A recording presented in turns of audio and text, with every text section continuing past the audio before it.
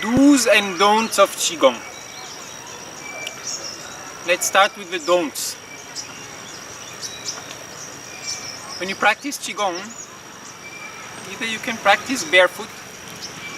If you're wearing shoes, your shoes should be flat.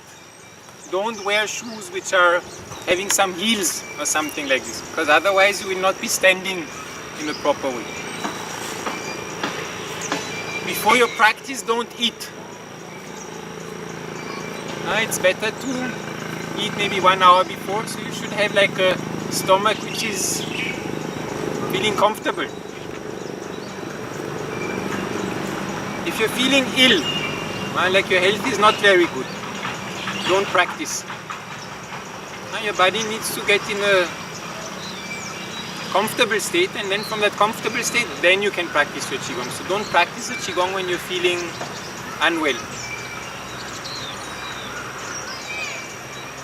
Number 4, that is in your practices, don't use power, don't use strength, don't tense your muscles. The movement should come from your mind, intention. So I give the intent that I'm lifting my hands, and then my hands are lifting with minimum exertion. Never do a movement like, oh, I'm using my muscle power. So these are the important don'ts. Now the do's.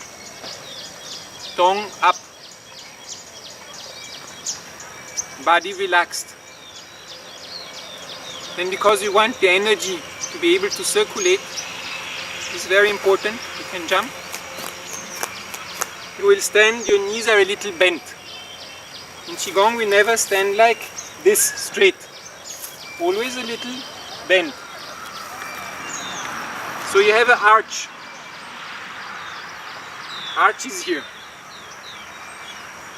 Same way, to get the energy up to the upper part of the body, even if we stand like this, if here I'm standing like this, it will be disconnected. So again, upper part of the body is a little like this. In China they call it tortoise back. They have the back like a tortoise. So 1 and 2. Your arms, again, if I'm having here and I'm having here, and then my arms are doing like this, again energy will not come. So also I am like this, not like this.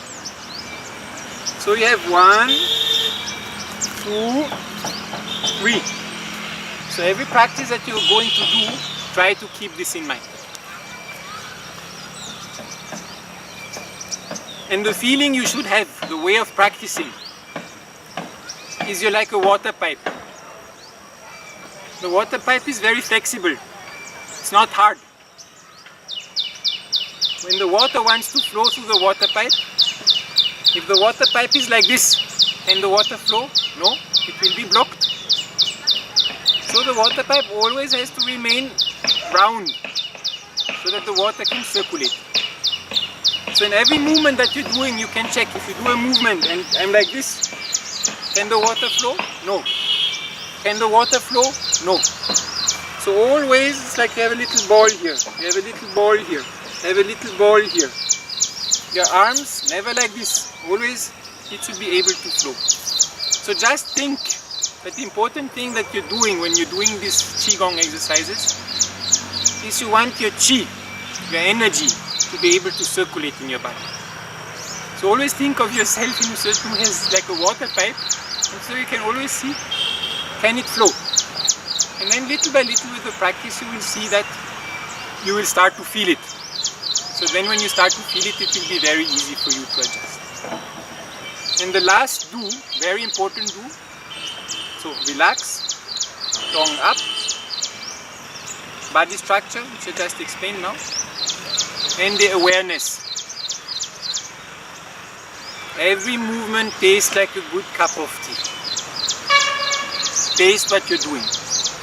And the thing which helps you to taste and to put the awareness and the body together is your breath. But do not force your breath. Don't try to make a long breath. Breathe naturally. If you practice regularly, little by little your breath will become slower, it will become deeper. So when your breath becomes deeper, your breath becomes slower, your movement becomes slower. And so then the slower your movement will become, the more relaxed your movement will become, the deeper the practice will sink in your body, and the more the energy will come and your mind will calm down. So breathing is natural, but follow the natural development of your breath, and so the breath is getting deeper and slower, your movements also become deeper and slower. So these are the most important, I would say, do's and don'ts to follow. So enjoy your practice.